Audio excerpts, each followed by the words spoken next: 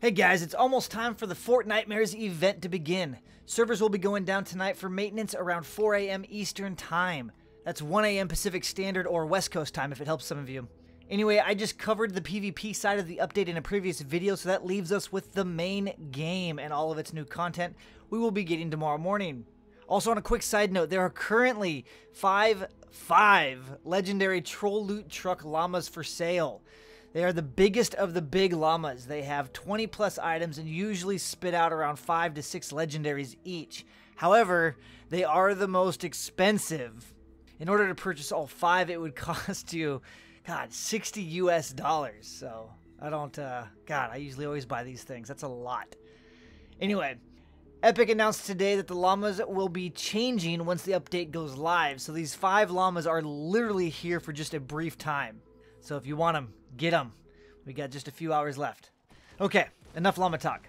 For starters, on the update, we are getting a temporary new zone in the mists of Hexylvania that features gothic castles, grim mansions, creepy catacombs, and more.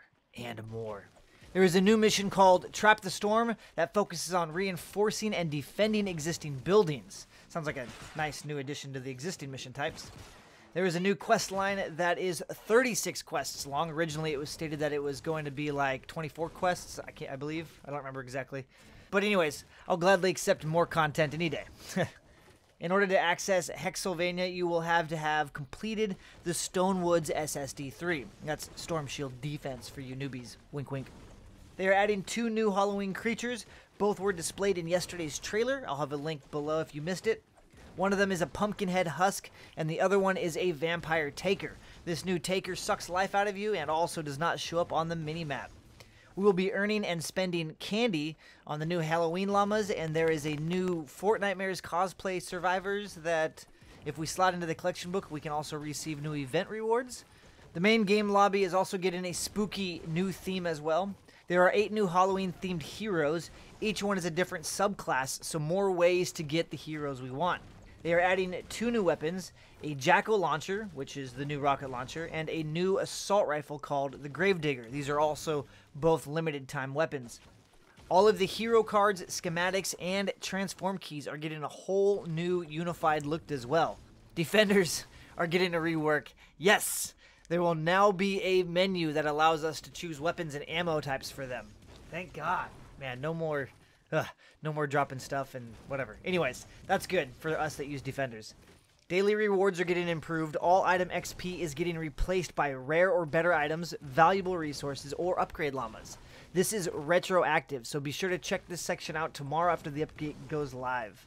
They significantly reduced input lag on They significantly reduced input lag on console. Oh my God. If you guys have watched my streams, the lag is ridiculous, input lag. So hopefully this is actually really significant when they say significant, because it's an issue. Probably the most exciting thing I've heard so far with the update. Oh yeah, on a side note, I'll have a link in the description below for the full patch notes for those of you that would like to see them all. I'm just pointing out a few that I deem worthy. The Leaping Ninja's Mutant Storm modifier has been updated to apply an AoE damage effect when the ninja lands from its Mantis ability. There are 2 new traps, a ceiling drop that can be placed up to 3 tiles in the air, and a freezing floor trap that is literally freezes husks in place. They made a side note stating that this is particularly effective against fire husks.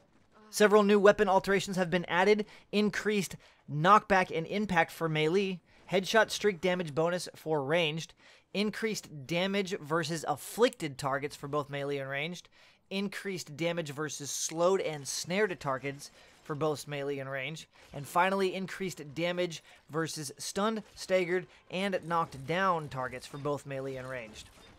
Don't overlook these changes because they are basically giving us free extra damage for situational things that occur regularly. So be sure to keep an eye out for these so that you and your team can get that extra free damage. They also rebalanced the reload speed alterations, where the new overall outcome is on average a plus 7.5% buff to all reload perks. As I was hoping along with many of you, the 8 new heroes are in fact going to be 8 different subclasses, 2 different soldiers, 2 different ninjas, 2 different constructors, and 2 different outlanders. What this does is allow some of us more opportunities to get some of those subclasses that we have been wishing for far too long. For instance, the male soldier, aka the Skull Trooper Jonesy, is an urban assault subclass. The female Outlander, aka the Ranger Beetlejuice, is the Ranger subclass. And the male Llama Ninja is Shuriken Master Llamarai, which is, in fact, the Shuriken Master Ninja. All three of these are probably the most desired heroes at this moment. So it's cool to have other opportunities to get these hero classes. The full list of these heroes is on screen, and I love the idea of having more options to get some more of the desired heroes. I don't think anybody's going to complain about this. Well, there's always that one Reddit kid. There is a bunch of UI changes, mission updates, and bug fixes, but again, I'll have a link down below if you would like to read all of the fine print. So, that pretty much wraps it up, and I'm officially torn. Both PvP and PvE have a massive amount of content coming out tomorrow, and I'm not sure where exactly I want to start. I can tell you that if I decide to purchase the llamas tonight, they better not add another beefy llama tomorrow morning after the patch goes live. Ugh. Yeah, they better not. They can't. Nope. Do not add another beefy llama. Anyway, this is a massive update, and I, for one, am glad and happy and have all kinds of fuzzy, warm feelings inside. Especially since I've been running into quite a bit of toxic, negative-ass, self-entitled babies when it comes to this game. Anyway, that's a different rant for a different time. So, I'll catch you all later. Bye-bye now.